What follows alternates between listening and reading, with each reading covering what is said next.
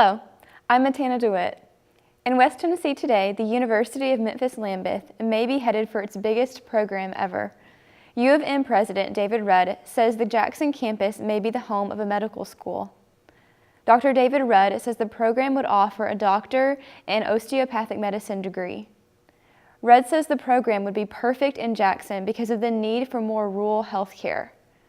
The announcement was made during a meeting of the Memphis Board of Trustees. In Brownsville, the man running for governor on the Democratic side says it's time to stop talking about the Memphis Regional Megasite and get it shovel-ready. That's what Carl Dean told supporters in Haywood County this week. He says he's strongly in favor of the Megasite, which still does not have an industry.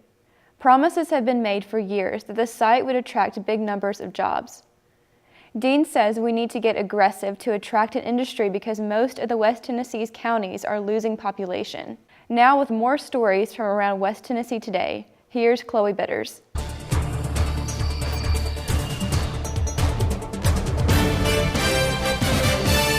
In politics, another voter registration drive is underway.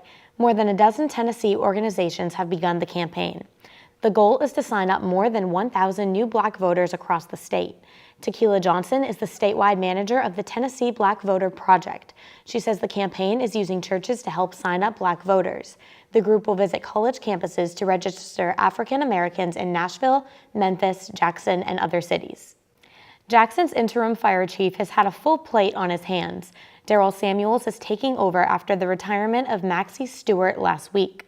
This morning, Chief Samuels told West Tennessee Today he'll be preparing a budget to replace a lot of old firefighting equipment. I will be instrumental in working through the budget process. As the chief dispatcher, I worked along with the fire chief in preparing the budget. We will prepare a budget and have a master plan for the next 12 months, 3 years, and 5 years. It's necessary for me to look at our scheduling processes as it comes to our fiscal responsibilities. And as soon as I can get a formulation on that. If you have been driving around Jackson lately, you've probably noticed two things. One, traffic slows down on the weekend because of road construction. The other, you run into potholes on a number of city streets. Jackson City Council agreed to solve one of those problems. Council approved a contract to Delta Contracting Company for nearly $1.9 million in street resurfacing. The city has had a significant number of potholes and cracking pavement. Delta will be repairing those road issues, which from time to time could create even more delays in Jackson traffic. Well, after today's, I will go issue a notice to proceed to work, but contractors will start meeting with JA and see if there's some work that needs to be done ahead of time. And I know that there are some utility services that they'll work on. In health news, we've known for 60 years of the dangers of smoking. When people kick the habit, they gain weight. In this Health Hotline report, we find out how to balance the two. People who quit smoking often gain weight and are at risk of type 2 diabetes.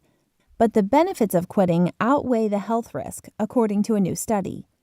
Researchers identified hundreds of thousands of past smokers who participated in 3 former investigations. They tracked their weight gain over a mean of nearly 20 years and estimated their chances of developing type 2 diabetes. The risk of diabetes was higher in recent quitters than current smokers, and was directly proportional to their weight gain. But the results showed the risk peaked at 5 to 7 years and then gradually declined. The authors say the increased short-term risk of type 2 diabetes did not impact the benefits of quitting. Death from heart disease and all causes decreased substantially on smoking cessation in all weight change groups. The authors also say their findings suggest improving diet quality and increasing physical activities may help quitters to achieve their weight maintenance goals, further lowering the long-term risk of death.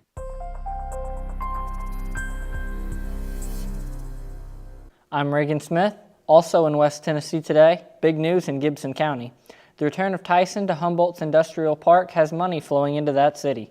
Gibson County officials celebrated another grant from Tennessee Department of Economic and Community Development. This grant was for $500,000 and will help fund a new wastewater pipe from the industrial park to Humboldt Utilities wastewater plant. A total of almost $37 million will be used to upgrade Humboldt Utilities' ability to provide water, wastewater, gas, and electricity to the industrial park. If you watch HGTV, you know tiny houses are the rage for people who want to downsize their lives. They won't find a friend in the city of Humboldt. The Board of Aldermen is taking steps to prevent tiny houses within the city limits. The board approved the first reading of a zoning amendment requiring single-dwelling houses to be a minimum of 960 square feet. The mayor's office has had a number of requests from people who want to locate tiny houses in the city limits. Health administrators are asking themselves the question, could it happen here? What it is turns out to be this. Insects that were found in a middle school student's granola served at her school in East Tennessee. Monroe County School Superintendent Tim Blankenship says they were flower mites. They were in the packaging sent from the granola company. Blankenship says all of the granola was pulled from the shelves after the mites were reported. Don't let the seemingly affectionate nickname fool you. The blood-sucking bug spreads a dangerous illness. The kissing bug was previously only found in Central and South America, but now it has spread to much of the United States. Doctors say it isn't the bug's bite itself that causes problems. Insect experts say it hides in the cracks of walls and comes out at night and bites people in the face. Children seem to attract the kissing bug more than adults. The bug leaves behind a parasite called the silent killer because it can go undetected and is sometimes untreatable. Health experts say the bug could be headed to the Mid-South, including West Tennessee. Reagan Smith, West Tennessee Today. And finally, living until you're the age of 100 can sometimes be difficult. Don't tell that to Mabel Womack. She just celebrated her 100th birthday with a party at the lift, a trip to Canada, and a backyard party with neighbors. Mabel shared with us her secret for good living. Everybody asked me that, and I really don't know, but I think it must be several things. Maybe good genes on one side of the family, on my father's side, and exercise, constant exercise all my life, staying busy. I'm Matana DeWitt, and that's West Tennessee Today.